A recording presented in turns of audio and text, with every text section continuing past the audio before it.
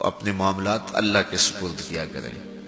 لیکن ان سب کے باوجود اگر مشکلات آ جاتی ہیں تو کوئی بات نہیں، مشکلیں آزمائشیں یہ اللہ کی طرف سے نبیوں کو آئی ہیں. حضرت امام رازی نے لکھا ہے کہ مکے سے لے کر طائف تک 70 ایسے نبیوں کی قبریں ہیں جن کی وفات صرف بھوک کی وجہ سے ہوئی. تو ہم ایک دن کا فاقہ آ جائے، تھوڑا سا کاروبار نرم ہو جائے تو بابوں کے پاس بھاگ کے اللہ کے ساتھ شریک ٹھہرانے لگ جاتے ہیں. کیوں؟ کس وجہ سے؟ آزمائش سہیں، برداشت کریں.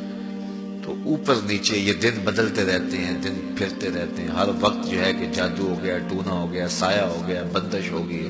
ہر وقت اسی چکر سے ہم نکلتے نہیں ہیں. اللہ پر توکل رکھیں، وہ رزق دیتا ہے، وہ رزق تنگ بھی کرتا ہے، وہ رزق کشادہ بھی کرتا ہے. بندوں کو آزماتا بھی ہے، بندوں کو ڈھیل بھی دیتا ہے. اس کی ڈھیل سے بھی ڈریں اور اس کی آزمائش میں بھی پورا اترنے کی کوشش کریں اور اسی کے حضور دامن پھیلائیں. جب مشکلیں آ جائیں تو مصلح بچھا لیں.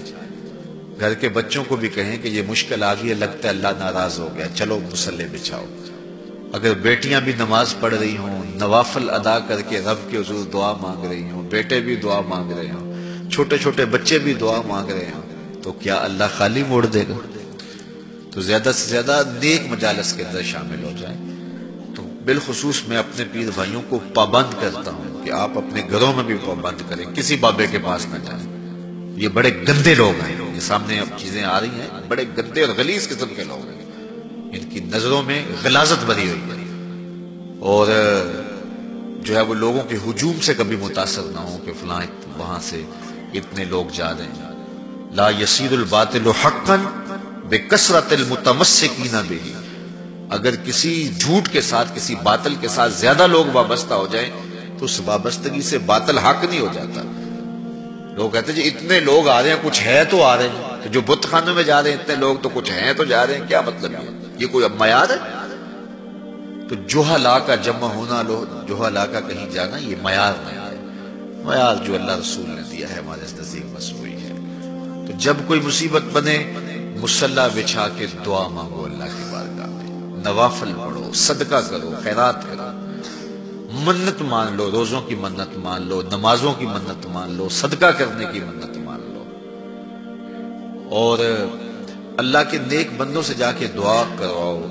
غریبوں میں آپ رزق بانٹو، اس سے برکت ہوگی، اس سے پریشانیاں دور ہوں گی. رزق کم ہو گیا ہے تو غریبوں کو دو. لگتا ہے غریبوں کو دو گے تو اور کم ہوگا، نہیں.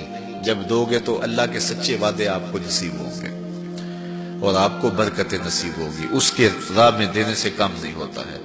اس لیے میں خاص طور پہ یہ باتیں اس لیے کر رہا ہوں کہ ان دنوں کے اندر بہت زیادہ جو ہے وہ اس طرح کے لوگ ہیں اور مختلف جو ہے وہ چینلز کے اوپر ان کو سامنے لایا جا رہا ہے. ان لوگوں سے اپنے دامن کو چھڑائیں اور صالحین کی صحبت کو اختیار کریں. صالحین کی صحبت سے آپ کو نور ملے گا، روشنی ملے گی.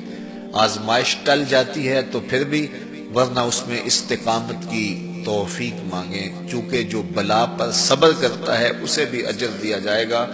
صحیح حدیث میں آتا ہے کہ اہل بلا کو قیامت کے دن جو صلہ دیا جائے گا تو دوسرے لوگ آرزو کریں گے کاش ہمارے جسم کو لوہے کی کینچیوں سے کاٹ دیا جاتا. تو یہ جو تکلیفیں آتی ہیں یہ گناہ اس سے جڑتے ہیں، اس سے درجے بلند ہوتے ہیں، اس سے اللہ کی قربت نصیب ہوتی ہے. تو مصیبت آئی تو بابے کے پاس بھاگ گئے، جو فاسق اور فاجر اور مشرکانہ عقائد رکھتا ہے اس کے پاس بھاگ گئے. تو پھر ایک مصیبت بھی صحیح اور ایک اپنا ایمان بھی اجاڑا. اس لیے اس مصیبت سے جو باطنی فوائد ملیں گے، جو روحانی مرتبے بلند ہوں گے، ان کو حاصل کریں. تو غیرت کے ساتھ جینے کا ڈھب ہم سیکھیں، مت ایسے لوگوں کے پاس جائیں.